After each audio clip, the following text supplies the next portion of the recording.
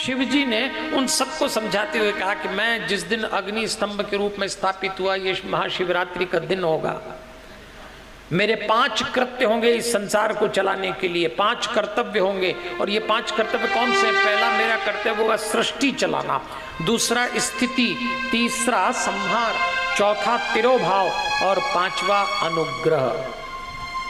शिव कह रहे हैं इस 5 के माध्यम से मैं पूरी सृष्टि चलाऊंगा। अच्छा, सृष्टि भी पंच तत्व की बनी है।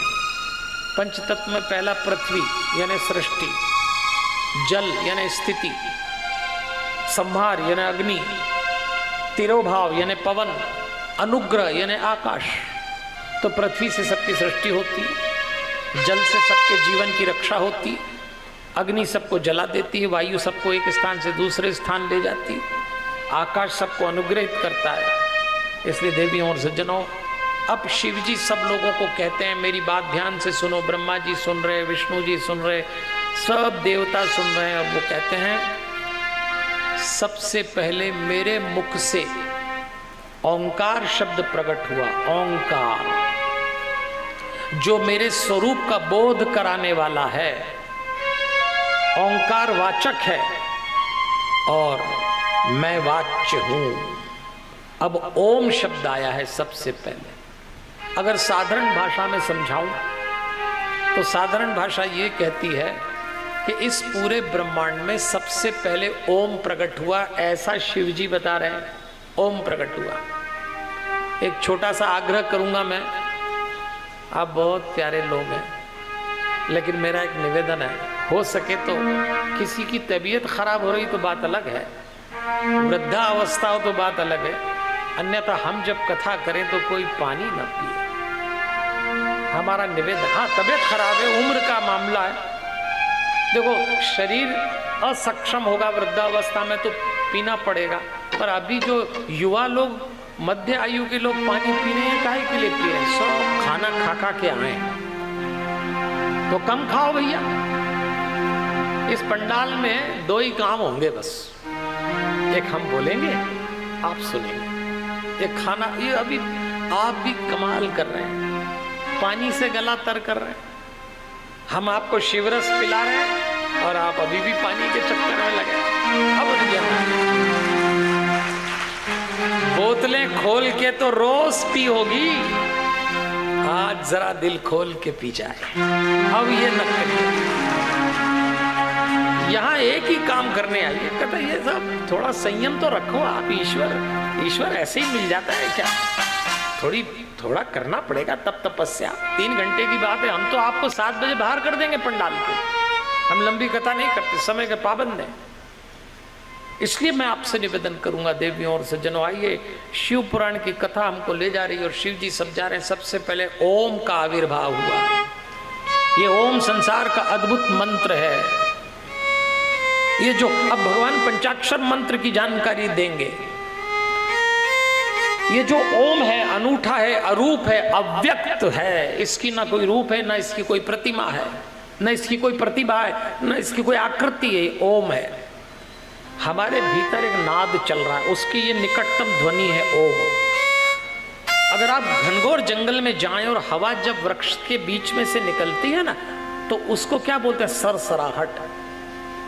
ऐसे ओम की ध्वनि जब आप करते हैं तो आपके शरीर में ऐसी ही ध्वनि, इसको अंग्रेजी में साउंड ऑफ बीइंग कहते हैं। सभी धर्मों ने इस ध्वनि को मान्य किया है, इस ध्वनि को सुनना पड़ता है। तो भगवान शिव कह रहे हैं कि ओम प्रणव है, ओम प्रणव है, और मैं अब तुमको पंचाक्षर मंत्र दे रहा हूं। अब इस संसार में शिव जी द्वारा दिया गया पंचाक्षर मंत्र आ रहा है, और वो है नमः शिवाय।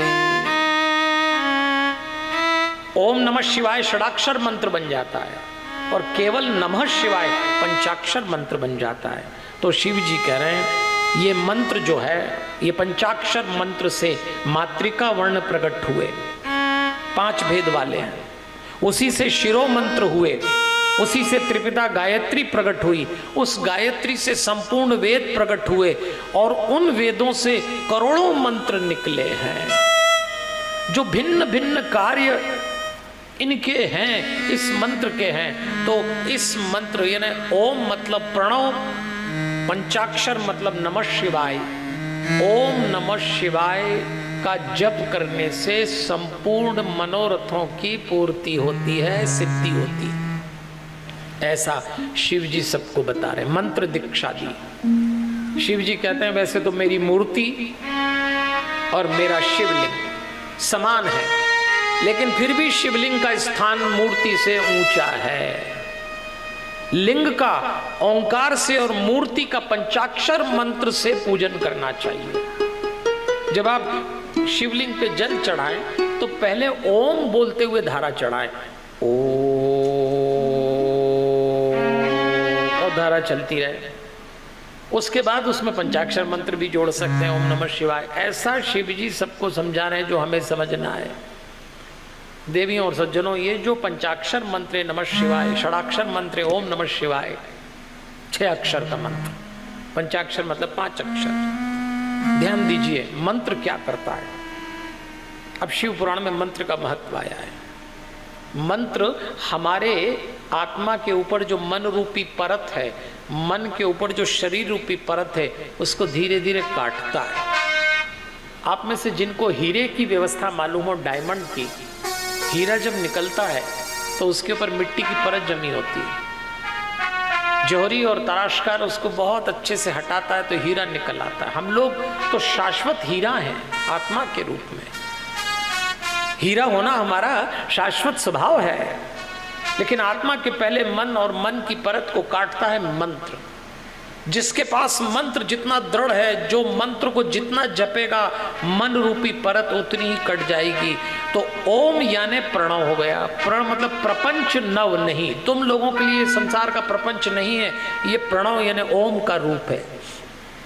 ओम सूक्ष्म रूप है, नमः शिवाय स्थूल रूप है। ऐसा शिव पुराण में समझाया जा रहा है। अच्छा, ओम की भी एक बड़ी सुंदर व्याख्या आई। हम लोग ओम बोलते हैं, कभी आपने ध्यान दिया है? ओम शब्द में 3 शब्द है, अ, उ और म, ऐसे बना। ओम ऐसे बोलना चाहिए, सीधे ओम नहीं बोल देना चाहिए। ओम बोलना हो तो पहले ओम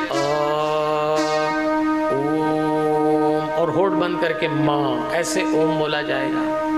ये जो अ उ म है, इसमें अ यानी शिव, इसमें उ यानी शक्ति, और इसमें जो म है मकार, वो इन दोनों की एकता है। शिव और शक्ति की एकता को म से दिखता है, इसलिए ओम बहुत व्यापक हो जाता है। ये त्रितत्व का रूप है। तो अब ओम नमः शिवाय की जानकारी मिल गई।